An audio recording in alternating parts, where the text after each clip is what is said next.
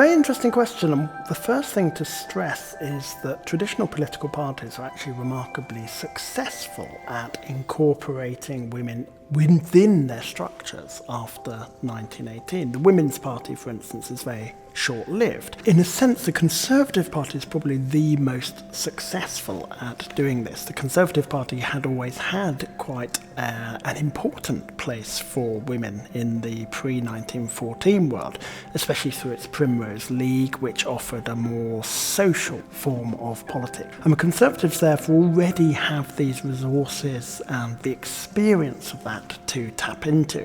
And by 1928, there's something like 1 million individual members of the Conservative Party who are women. So the Conservative Party is very, very successful at incorporating women within its structures. It's slightly more complicated in some ways for the Labour Party because, in a sense, they prioritise class issues above gender or sex, and so there's often a conflict for women within the Labour Party as to which cause, if you like, they feel that they ought to be fighting for. But the Labour Party has something like 300,000 individual women members by 1928. The Liberals never get more than 100,000 female members in this period, and I don't think their cause is helped by the fact that officially the party is still run by Henry Asquith, who of course made himself very unpopular with a lot of female suffrage activists. And I think one of the really important points to emphasise is that although political parties are very good at incorporating women within their structures after 1918, it's very much as subordinates rather than equal partners, and politics remains very much a masculine world. Both at Westminster, there's never more than at any one time 15 female MPs, but also within the party structures themselves. It's very difficult for women, for instance, to become candidates for safe or winnable parliamentary seats. The other point to emphasise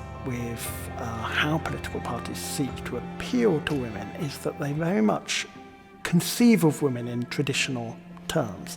So the Conservative Party, for instance, has a publication which is aimed at women voters called Home and Politics, and it combines political talk and discussions of politics along with what we might call lifestyle features. So women very much being treated as not perhaps as interested in politics or serious political questions as male voters. And in many ways the Labour Party is the same. In 1924, the Labour Party Chancellor of the Exchequer, the Labour MP, Philip Snowdon, produces a budget, and he describes this as the Housewife's budget, it's a very interesting way in which parties are self-consciously trying to appeal to female voters and trying to construct new coalitions of support that include women, but at the same time it's conceptualizing and conceiving of women primarily as housewives and as consumers